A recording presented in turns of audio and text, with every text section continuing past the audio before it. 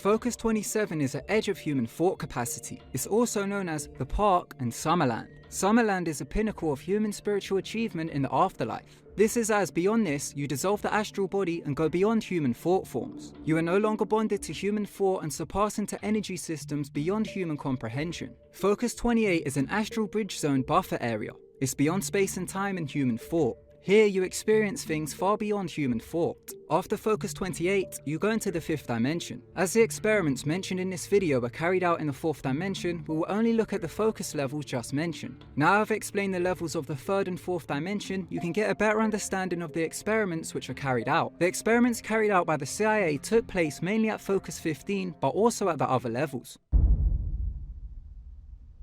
In 1978, someone from the United States intelligence agencies contacted Robert Monroe. He then began helping out the CIA and the US military. There were many different projects the US military carried out using Robert Monroe's technology. Firstly, they used the Gateway program. This was a program developed by Robert Monroe and his team. This program uses Hemisync to visit the focus levels of the 4th dimension listed earlier. The declassified documents which were released on the CIA website explains the physics behind interdimensional astral projection as engaged by the military. It explains how the universe is in the shape of a torus being created by black and white holes. It also explains how the universe is a holograph made of 12 to 15 dimensions which our consciousness interacts with. It says to enter these intervening dimensions, humans must focus their consciousness with such intense coherency that the frequency of the energy pattern which comprises that consciousness can accelerate to a point of the resultant frequency pattern. In other words, one must focus their attention away from the 7.23 centimeter wavelength for focus 1 with enough coherency that they begin to phase into the other wavelengths. Densities, also known as dimensions, are the frequency in which light and sound oscillate at.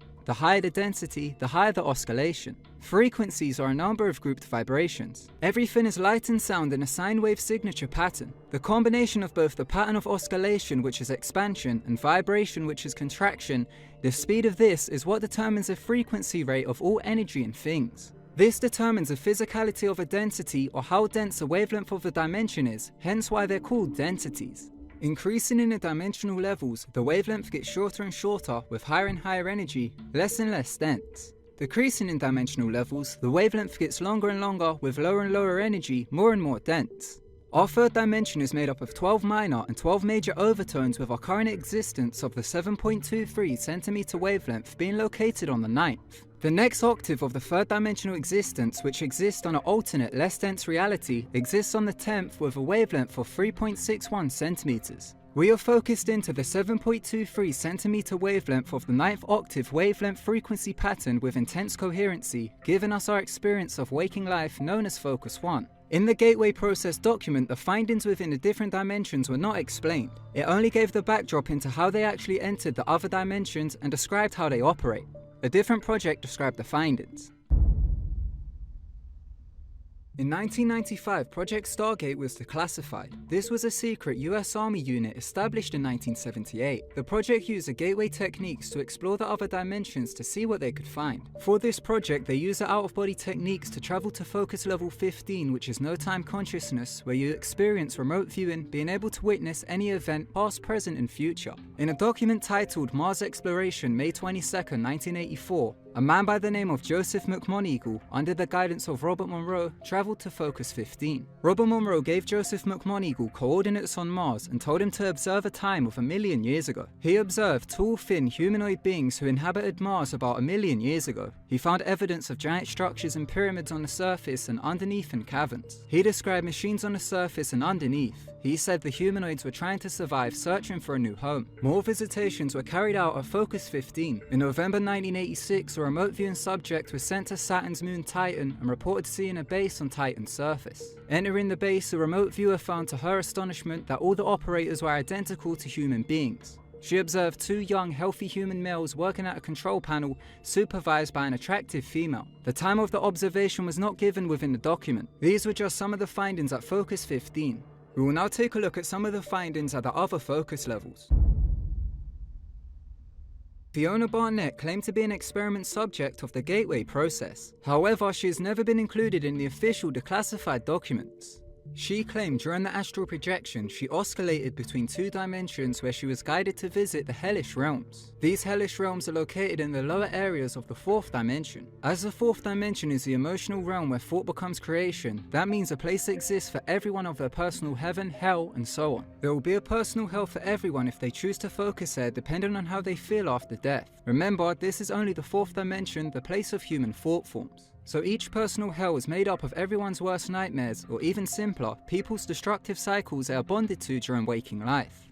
People who choose to focus here after death due to their religious beliefs or by being bonded to a destructive thought form can group together to experience a bonded hell experience where each of their nightmarish fears or patterns will play out. These will be located at Focus 24. In the terms of our 3D perspective, the fourth dimension is located where the Van Allen radiation belt is. Fiona Barnett claims she was guided to visit the hellish realms and was also guided to communicate with fourth dimensional beings. In an interview, Robert Monroe claimed there were various fourth dimensional beings. He claimed the most common ones people came across he called the alligators. He claimed they have an intelligence the same or superior to ours and look like alligators. In UFOlogy, these entities have been called the reptilians. They are believed to be fourth dimensional entities who are malevolent and survive by siphoning off our life force energy from the third dimension. In Robert Monroe's book, Far Journeys, he claimed for an out-of-body experience, he travelled to Focus 15 and visited past Earth timelines. While there, he claimed he witnessed these entities seed human life on Earth, creating the current human species solely to create the most louche energy for them to feed off.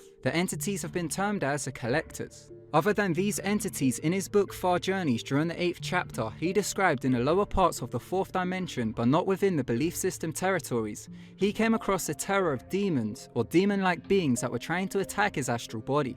Mr. Courtney M. Brown, PhD, was trained by Ed Dames, a former remote viewer for the US military intelligence who underwent the CIA's remote viewing program introduced by Robert Monroe. From what he learned, he taught Courtney how to remote view with the out-of-body techniques. Courtney Brown, during an out-of-body experience, claims to have travelled to the first lower overtones of the fourth dimension. As the wavelength gets shorter and shorter, this wavelength is estimated to be between -7.24 and -10.86, these being the first and second lower overtones of the fourth dimension. Here is where the dimensional beings such as the Greys and the Reptilians are believed to exist. Courtney Brown, using the CIA's techniques, claimed to have tracked down the source of the hive mind of the Greys. The Grey aliens are believed to operate on a hive mind consciousness, meaning one viewpoint is of all viewpoints. In chapter 19 of a book called The Dulce Book, he describes what he came across. He was specifically instructed to search out the ultimate command or control center of the collective. With guidance of his trainer Ed Dames, Courtney Brown went into the out-of-body state and was instructed to find the source of the Grey's hive mind. Courtney found himself in the first lower overtones of the fourth dimension where he found many Grey beings. He followed the collective mind or thought flow and found it to be absolutely massive.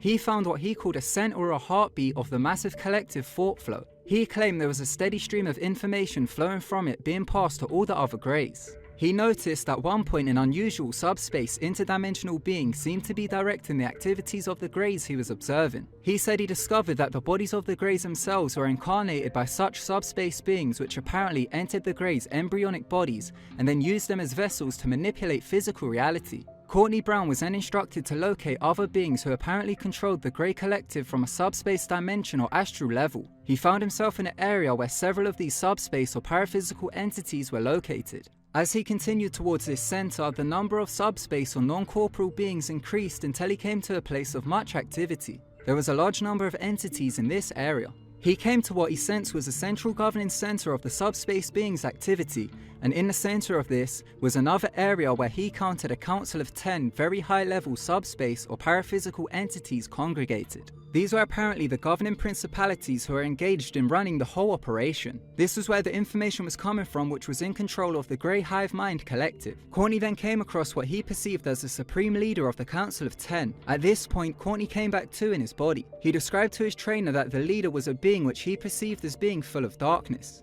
So these were some of the other experiences subjects had within the fourth dimension using the CIA's techniques of astral projection taught to them by Robert Monroe. These were not included in the declassified files but were written in books.